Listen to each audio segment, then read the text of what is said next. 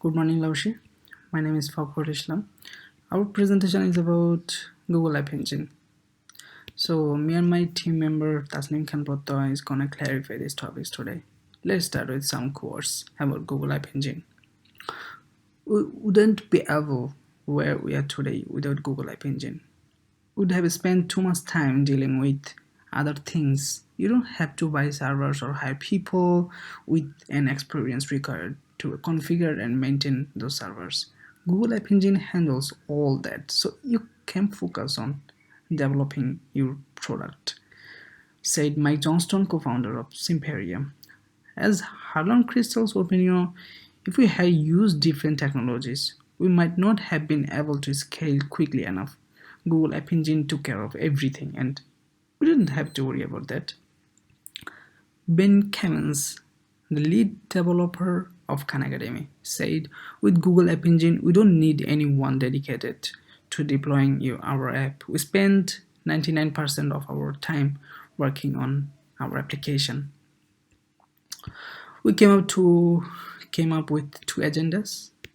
This is the first agenda. In here we are going to talk about what is Google App Engine, why Google App Engine, some features, components and architectures, and some specialized services and supportive languages. And in other agenda, we are going to talk about pricing and course, GA restrictions, App Engine security, App Engine for business, for customers or for developers, and some of the advantages or disadvantages of Google App Engine. So what is Google App Engine? Google App Engine is a platform as a service, what allows you to run your web application on Google's infrastructure. It's a cloud computing platform for developing and hosting web applications in Google managed data centers. It can serve your app from your own domain name www.example.com or using Google Apps. One can serve the application from own domain name using Google Apps or using free name on the appspot.com. It's a dynamic over servers with full support to common technologies. It was released by Google as a beta version in April 2008. So why Google App Engine? It's super easy to build, super easy to maintain, and pretty quick to start. Easy locks, easy deployment, and 99% of apps will pay nothing. Yeah, it's free for up to 1 GB storage and enough CPU, and bandwidth to support 5 million page views a month, 10 applications per Google account. And it's affordable scaling because price better than Amazon Web Services, and auto scaling is no need to when the traffic and data storage requirements increase. Static files use Google's content delivery network. No configuration, easy security, Google fetches operating system or services or sandbox environment. Every set of application programming interfaces like Google Maps API, YouTube API, and Twitter API, and Amazon products advertising API. Let's talk about some Google's features like popular languages, Java, Ruby, Python are open and flexible, fully managed, powerful application diagnostics, application versioning and traffic splitting, application security and services ecosystem. When to use Google App Engine? Use Google App Engine when you don't want to get troubled for setting up a server. You want instant for free, nearly infinite scalability support. Your application's traffic is spiky and rather than unpredictable. You don't like taking care of your own server monitoring tools. You need pricing that fits your actual usage and isn't time slot based. You are able to chunk long tasks into 60 seconds speeches. You are able to work without direct access to the local file. Why Google built App Engine? The purpose behind the creation of App Engine is to make web better by empowering several new developers to build web applications for the web. As a result, opening App Engine to the public, several bright developers will be allowed to check, test, poke, find problems, and suggest fixes and improvements. Even though if other companies enter application cloud market, they will be playing catch up. So what are the components of Google App Engine? SDK, software developing kit, and language runtime, web-based admin console, scalable infrastructure. SDK run locally. It's easy to deploy. You need a Google App Engine account before you can deploy anything. Manage versions and some API, yes. Web-based admin console. The Google Admin Console is a management tool provided by Google for G Suite administrators. After you log into admin.google.com, you can access the Google Admin Console dashboard. This dashboard will provide you with controls for performing the administrative task that you need. Scalable infrastructure. Google is the king of scalability. Everyone knows Google for their platform, for their large, sophisticated, and fast searching. Their platform approach to building scalable applications allows them to roll out internet scale applications at an alarmingly high competition crashing rate. Their goal is always to build a higher performing, high scaling infrastructure to support their products. App Engine architectures. It is built on the concept on horizontal scaling, which means instead of running your applications on powering hardware, this figure shows App Engine applications running as a isolated entity inside the structure of the multi-tenant environment. App Engine shares the available resources among multiple applications, but isolates the data and security between each applications as well.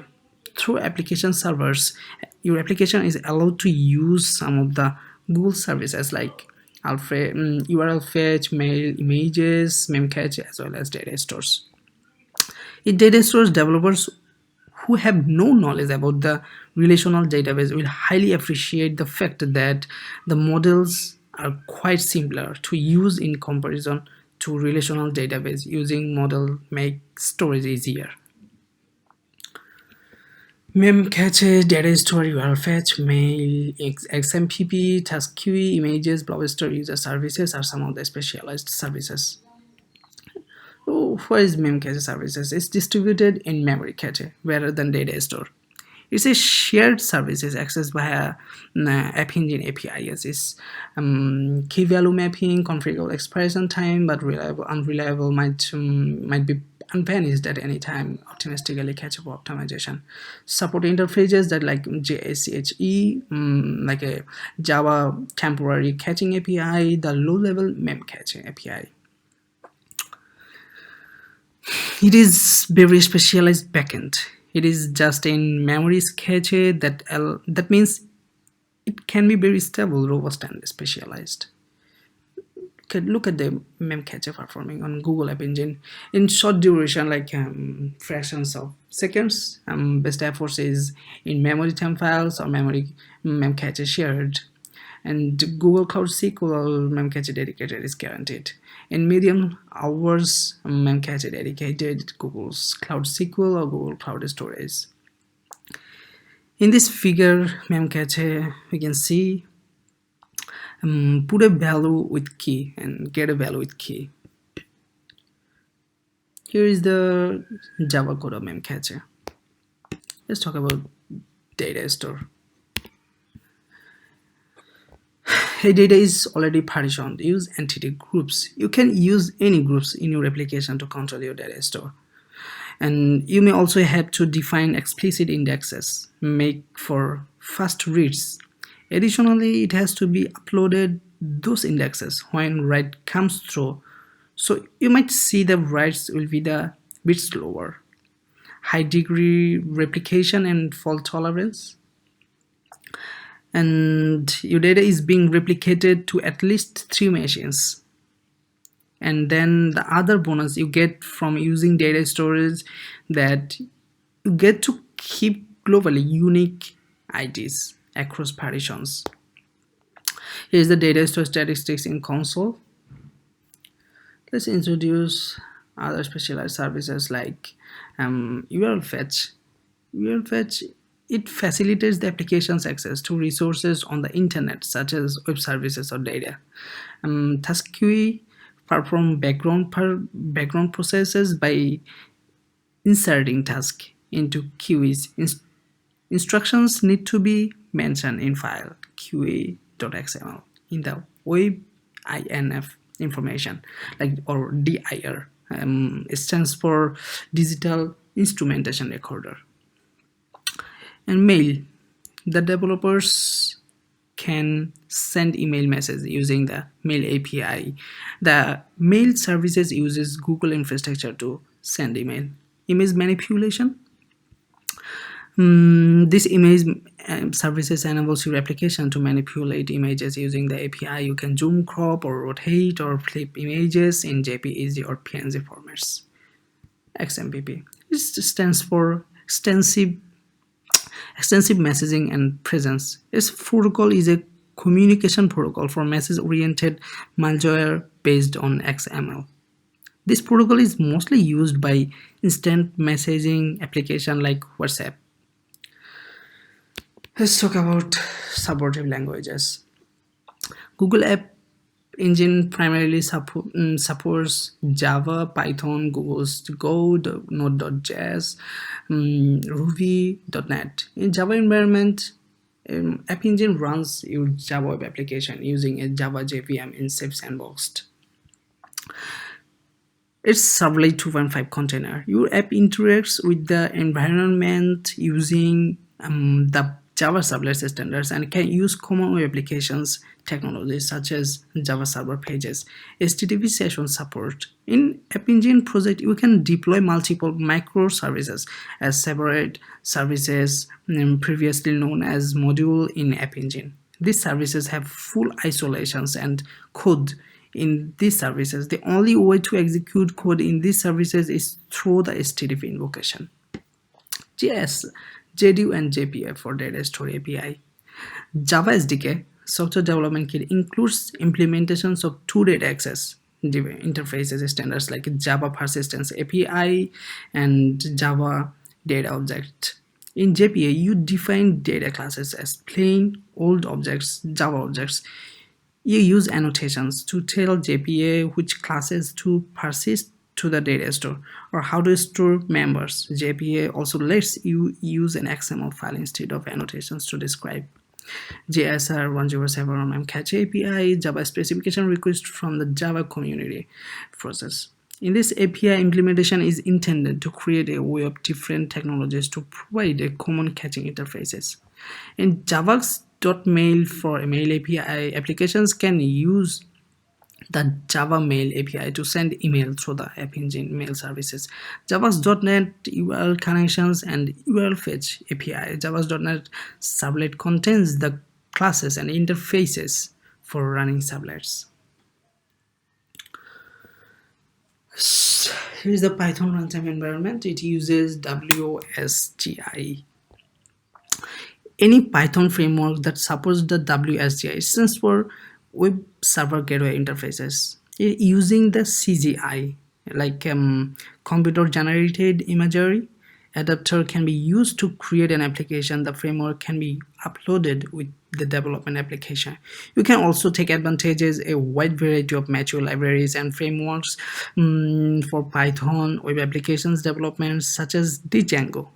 And Django's primary goal is to ease the creation of complex and database-driven websites.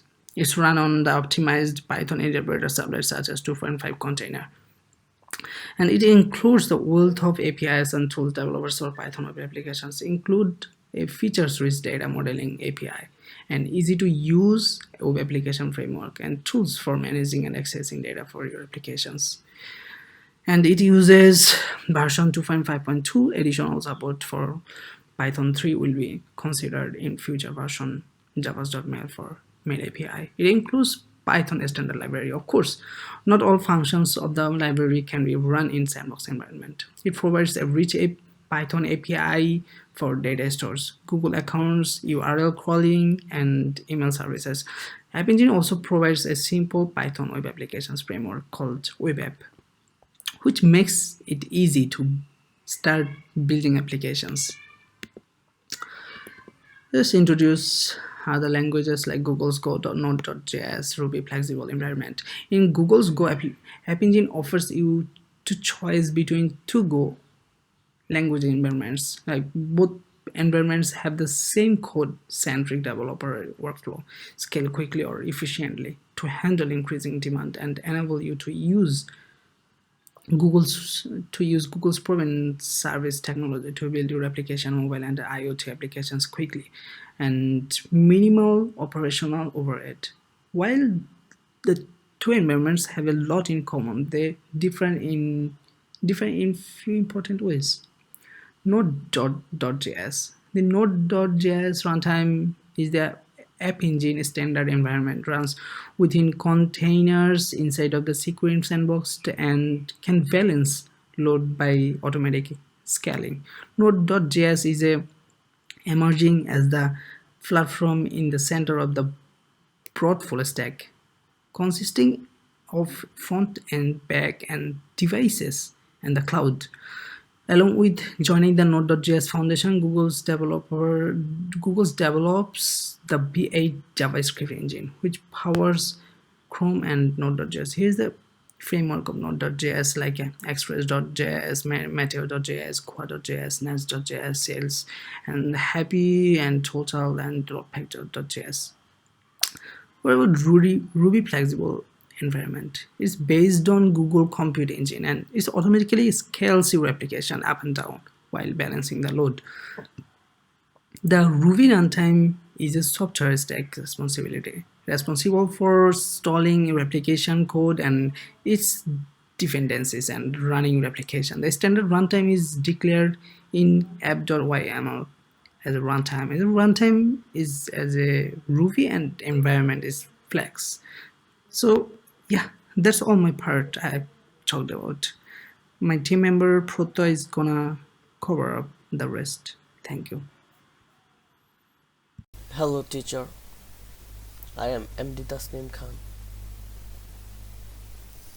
Now I will talk about pricing and quotas, gear restrictions, security, app engine for business, app engine customers and developers, advantage and disadvantage of Google App Engine. Pricing and quotas. Easy to scale as each Google App Engine applications has a limited free quota which can be used during development and to serve low usage applications. As our resources usage grows, our pay only for what us use, eliminating the inefficiency of over provisioning to prevent downtime. Premier accounts are also available for customers interested in operational support and high volume pricing. Quotas. Each application allocates resources within limits of quotas. Quota determines the amount of a given resources that an application can use a calendar day. We'll soon be able to adjust some of these quotas purchasing other resources. Fixed and billable quotas. The Google App Engine outlines two types of quotas. These are shown in the table. App Engine quotas type. Most applications will place well under the fixed quota limit of free version of Google App Engine. When we enable billing on our App Engine application, it increases our quota limits ahead of what is provided with the free version, and increase will be seen in fixed allocated of resources. And still, if more is required, we can define a budget and then allocate resources. The traffic and storage needs grow, highly secure and reliable. Here we can see the two types of quotas. These are free quotas and pricing quotas. And quota type is billable quota, fixed quota. Development workflow. Now I will talk about the development workflow of Google App Engine. The App Engine software development kits for Java and Python respectively include two web server applications that can simulate all App Engine service on our local computer. Each SDK includes all APIs and libraries in App Engine. The web server can also simulate a security sandbox environment, including checking whether to try to access system resources that are not allowed in the App Engine runtime environment. Each SDK also includes tools to upload our application to App Engine. Once we have created this code, static files and configuration files for our application, we can run the tool to upload data. When building a new major releases of an application that is already running on App Engine, we can upload the new release as a new version. Unit we switch to the new version. The old version can continue to serve users. We can test the new version on App Engine while the old version is still running.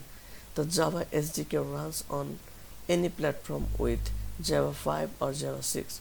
The SDK is provided as a zip file.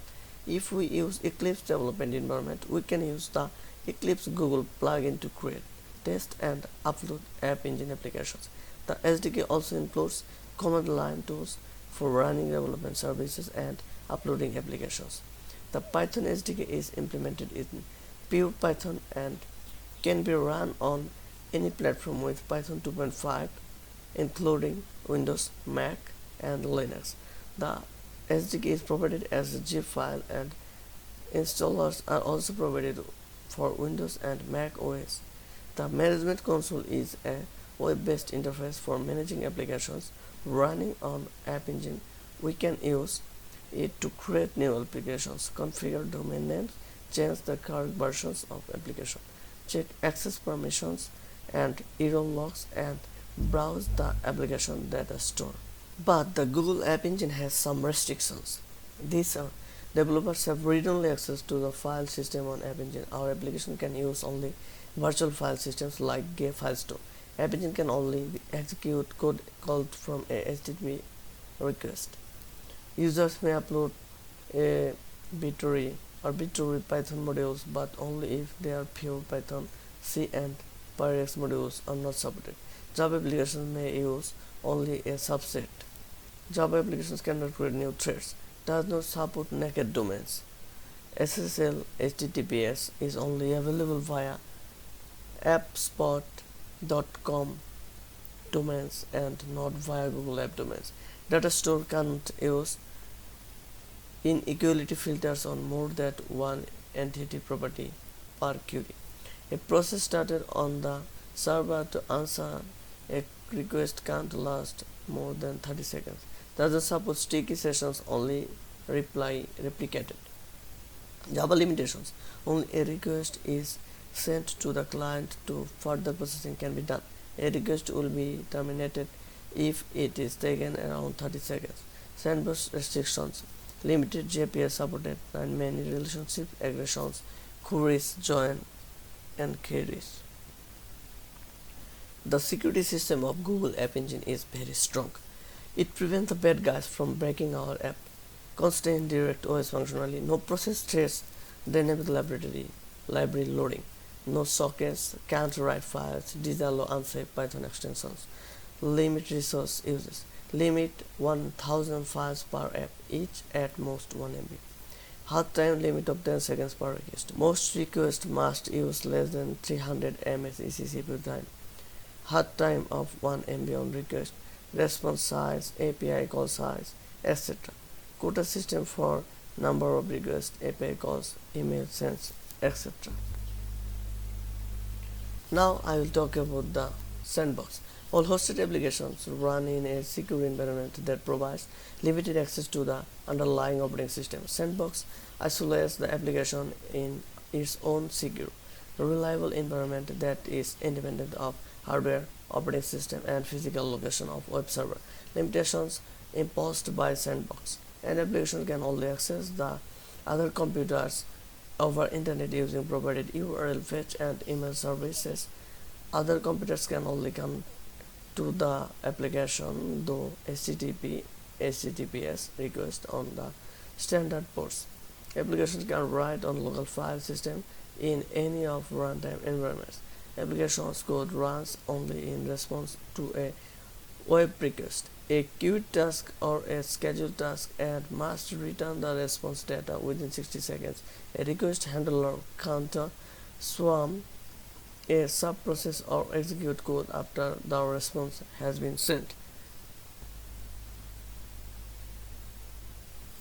Here is some pricing and features for Google App Engine. Here you can see that the platform fee, dynamic scaling, Java runtime, Python runtime, Go runtime, user-based pricing, infinity scalable SLA, operation support. And we see some website, and the first website uses App Engine to host their my lowest service used by customers to customize and personalize their home improvement project. And the second one is part-to-part car sharing and local car rental service. And the third one is workflow service based on Google applications. Gay customers. In this picture, we can see that lots of companies are the customer of Google App Engine. Except these companies, there are lots of companies. And here we can see some developers of Google App Engine, and the good thing is anyone can develop applications for Google App Engine who has a good knowledge of application development. And difference between Google App Engine and Amazon Web Service. Google App Engine Cloud Service is PaaS and Amazon Web Service Cloud Service is PaaS and IaaS. And platform supported of Google App Engine is Linux, Windows Server 2008, and Amazon is Linux, Open Solaris, Windows Server 2003. And virtualization platform Google App Engine application containers and Amazon OS level running on a Xen hypervisor. And storage Google App Engine Big Data Table and Megastore, Amazon Simple Storage and Simple DB. Control interface Google API, Amazon API command line. Language supported Google Java Python, and for Amazon is Java Python Ruby PHP. The load balancing for Google is auto and Amazon load balancing is round robin. Data after termination for Google will not take any action for 90 days after the effective date of termination, and Amazon will not take any action for period of 30 days after the effective date of termination. And here now I'll talk about some advantages and disadvantages of Google App Engine. Automatic scalability. Automatic scaling is built in App Engine. All we have to do is write our application code and Google will do the rest. Security. Google App offers several security features to keep our data safe, secure and under our control. No maintenance. There is no maintenance of buying any servers or server space. Free. Up to certain limit of consumed resources. Easy to build. Building web applications used to be for experienced programmers, but with Google App Engine, anyone can create a dynamic web presence. Speed. It is hosted on Google servers, which load the applications very fast. Platform independence. We are at Mercy Google, and some disadvantages of Google App Engine. Programming language. At present, the Google App Engine supports only Python and Java. File system access. As we run our app and are in somewhat restricted environment, we have no direct access to the server. All we can do is upload files and migrate database, but our code will have no write access to the file system. Forget porting. And the last one is the size of the app must be such that it can be loaded into the memory in not more than 30 seconds, as the space allocated to our app on the cloud is limited. By using the Google App Engine for our application, we will have the biggest advantage of running in the Google-based data center around the world. We need to worry about a few things only, like whether our application works well, make optimum use of resources, and at the same time make our users happy or not. If the traffic on our application increases, the Google engineers make sure that we have all the required resources and make the best possible use of them in Google data centers scattered around the world. But if our application is meant to be shared among limited numbers of people such as our friends, Google lets us use their production infrastructure for free. That's all, teacher. Thank you very much.